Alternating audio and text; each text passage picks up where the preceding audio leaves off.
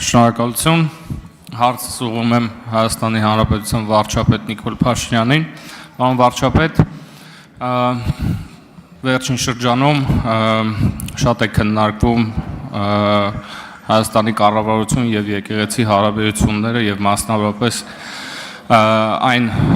թեմաները, որ այսօր հիմնականում քննարկվեցին այդ թվում ազգային ժողովի ամբիոնից եւ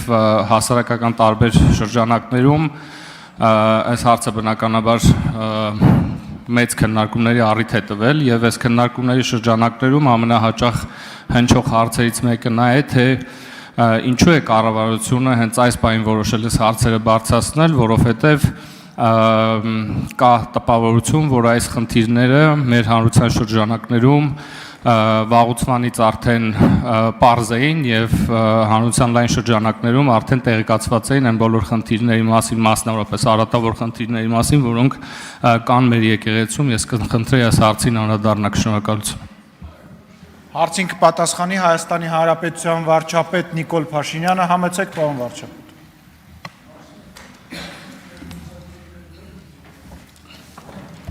Շնորհակալ եմ պարոն Աղաջանյան հարցի համար։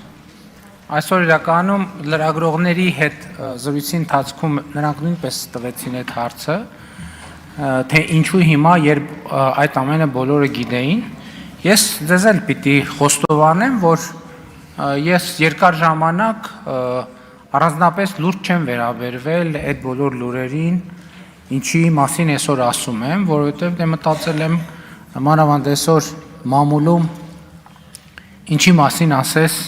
ինչ ասես գրում են եւ ես չեմ մտածել, որ դա նման բան ընդհանրապես հնարավոր է, որքան էլ դա միամիտ հնչի եւ պիտի ասեմ նաեւ, որ իմ լրագրողական գործունեության ընթացքում էլ ես չգիտեմ ինչպես է դա պատահել, բայց ես այդ թեմաների հետ առնչվելու առիթ չեմ ունեցել, բայց ինձ համար մի բան է խոսակցությունը, մի բան է բամբասանքի ժանրին նմանվող ինչ-որ մի բան եւ բոլորովին ուրիշ բան է ապացուցելի փաստը։ Երբ որ իմ առաջ եղել է ապացուցելի փաստ, այսինքն ես արդեն չէի կարող համոզված չլինել այդ լուրերի ճշմարտացիության մեջ, որպես հայ առաքելական եկեղեցու հետևորդ, որպես մարդ, որ ունի հոգևոր կյանք, ինձ համար հարց էր, թե ինչպես պետք է ես վերաբերվեմ այս ամեն ինչին, եւ ինձ համար պարզ էր, որ ես այդ ամեն ինչին պետք է վերաբերվեմ համաձայն հայ առաքելական եկեղեցու ավանդի եւ կանոնների։ Եվ ընդ որում այսօր խոսում են նաեւ ընդդիմության ներկայացուցիչները, ասում են եկել են կուսության հարց են քննարկում։ Հարգելիներս, կուսության հարց չենք քննարկում։ Քննարկում ենք լեգիտիմության հարց։ Լեգիտիմության հարց, որովհետեւ 356 թվականին տեղի է ունեցել Աշտիշատի ժողովը, որը մեր եկեղեցու համար սահմանել է կուսակրոնության դաս, որը պետք է պահի եկեղեցու ավանդը եւ պետք է ղեկավարի եկեղեցին։ Ընդ որում հիմա կուսակրոն քահանաները իրենք ունեն վերադաս աստիճան ամուսնացյալ քահանաների նկատմամբ։ Հիմա ամուսնացյալ քահանաները ամուսնացած մարդիկ են եւ այսինքն ոչ մի վերապահում նրանց չկա, որովհետեւ իրենք իրենց ուխտը չեն խախտել։ Բայց այստեղ հարցը հետեւյալն է, եթե նրանք մի մասը դե ֆակտո ամուսնացած է եւ այլն, եւ կուսակրոնության բերումով ղեկավարում է ամուսնացյալ քահանաներին, բա ինչի է ղեկավարում։ Ընդհակառակը ամուսնացյալ քահանաները այս համատեքստում եւ հոգեվոր եւ բարոյական առումով շատ ավելի բարձր են, որովհետեւ նրանք իրենց հոգեվոր ուխտը չեն խախտել, քան նրանք, ովքեր իրենց հոգեվոր ուխտը խախտել են։ Ընդ որում ես էլի եմ ասում, ես հիմա ինչ գրում եմ եւ ասում եմ, ես այն երկրորդ գիրքը չբերեցի, Ես ամեն ինչը, ինչ նախադասություն ասում եմ, հիմնավորում եմ հայ առաքելական եկեղեցու կանոններով։ Հիմա իմ ձեռքի տակ է, օրինակ, 2020 թվականի հրատարակության Մայրաթոր Սուրբ Էջմիածնի հրատարակության համաբարբար կանոնագիրք հայոց կոչվող կանոնների ժողովածու, որտեղ հստակ սահմանվում է, թե կուսության ուխտի զանցառման պարագայում ինչա տեղի ունենում։ Չէ, բանում կոչվում է կուսության ուխտ, այդ ամեն ինչ իրար հետ կոչվում է կուսակրոնություն։ Կուսության ուխտ։ Տենց է կոչվում։ Եվ հստակ սահմանված է, թե ինչա տեղի ունենում։ Ես դες ընդ որում այն մյուս հայոց կանոնագրքում տասնյակ հոդվածներ կան, ես մի օրինակ վերեմ։ Ուրեմն կանոնագրքի կանոն անկյուրիա կոչվող ի կանոնը ասում է հետևյալը.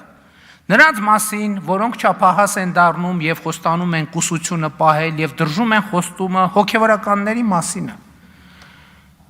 շնություն անելով այլևս կույս չեն կարող համարվել։ Այսինքն կույս չեն կարող համարվել, կուսակրոն չեն կարող համարվել, եպիսկոպոս չեն կարող համարվել, աբեղա չեն կարող համարվել, վարդապետ չեն կարող համարվել, կաթողիկոս չեն կարող համարվել, որովհետև այդ բոլոր պաշտոնների համար պարտադիր է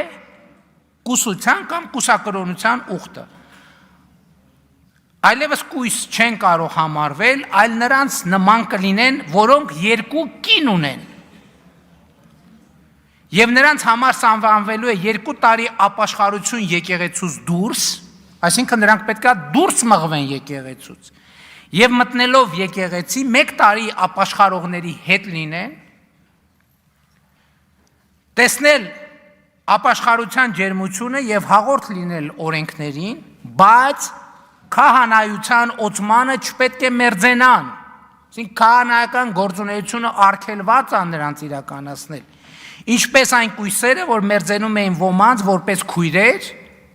սա արդեն իգական սեռի կուսակրոնների մասին ասում, այդպիսիներին պետք է արգելենք, որ այլևս նման բան չլինի։ Այս կանոնը,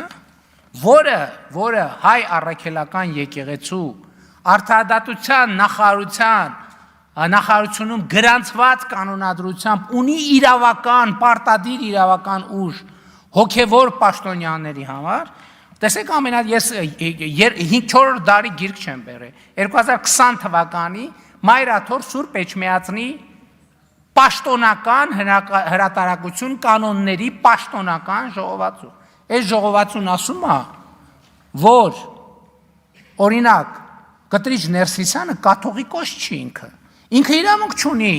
հաղորդակցվել մեր եկեղեցու սրբությունների հետ, ինքը եկեղեցից կանոնը ասում է եկեղեցուց դուրս պետք է մղվի եկեղեցուց, եւ ինքը իրավունք չունի, եւ նրա կողմից սրբություններին դիպչելը անգամ սրբապղծություն է, այստեղ ընդդիմությունը մի ուրիշ բաներ էր ասում, կներեք շատ չեն, ասում է եկել են եկեղեցու ներքին գործերին խառնվում են, Ժորժ ջան, այդ մեր եկեղեցին է, ո՞նց ենք մենք մեր եկեղեցու ներքին գործերին խառնվում։ Այդ մեր եկեղեցին է, այս մեր ուխտն է, այս մեր ավանդույթն է,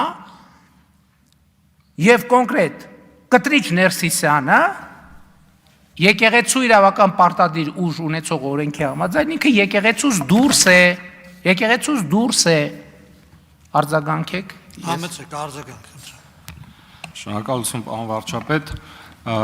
եւս մեկ հարց, մեր ընդդիմախոսները հաճախ այս քայլերը եւ այս հարցադրումները կապում են եկեղեցու քաղաքականությամբ զբաղվելու համատեքստում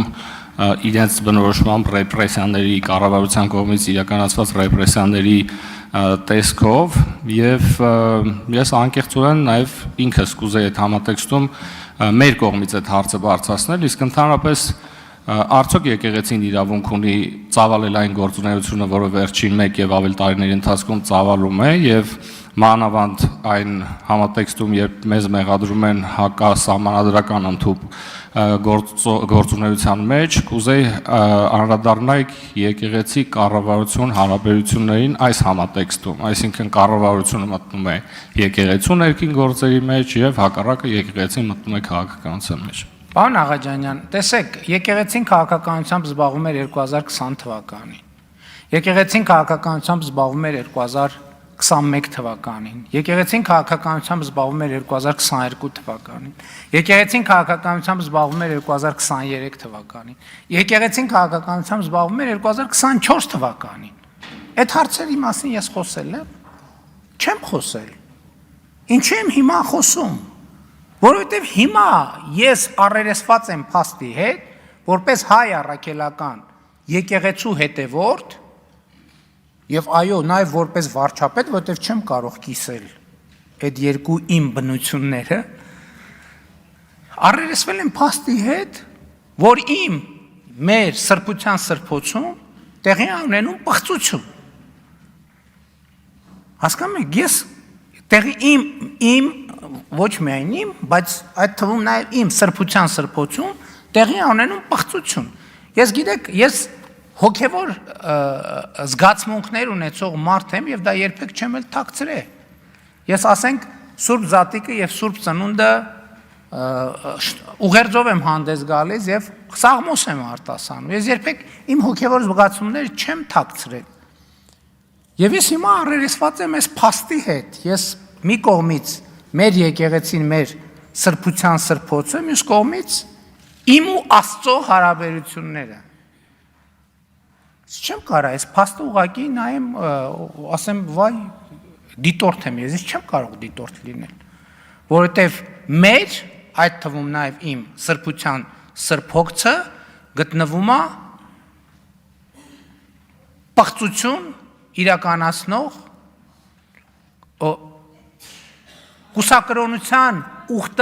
ուխտագիրը խախտած, ընդ որում կուսակրոն քահանաները բոլորը առանց բացառության, երբ որ կուսակրոնություն են ընդունում, իրանք Մայրաթորի խորանի առաջ ծնկաչոք տեքստ են արտասանում, երդվում են, որ չեն երդվում, որովհետև նոր կտակարանը ասում է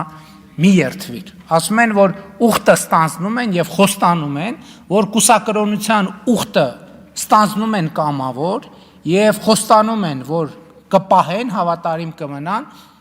եւ կվարեն պարկեշտ կյանք եւ այլն եւ ստորագրում են այդ թուղթը։ Իրենք իրենց ստորագրած թուղթը խախտել են։ Ոնց կարանք մենք թույլ տանք, որ վեհարանում գտնվի մի մարդ, որը արհամարել է Մայրաթոր Սուրբ Էջմիածնի խորանի առաջ ծնկաչոք իր ստանձնած ուխտը,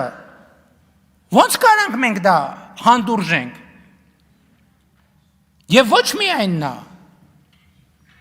ես համաձայն չեմ հանդուրժել դա։ Եվ բոլոր եմ փորձը, թե սա ընդեմ սա հանուն եկեղեցու է, որովհետև Մայրաթոր Սուրբ Էջմիածինը պետք է ուխտադրուշ երթմնազանց պղծաբարո ներկայությունից ազատվի։ Շնորհակալ եմ, կներեք, որ երկարացրի։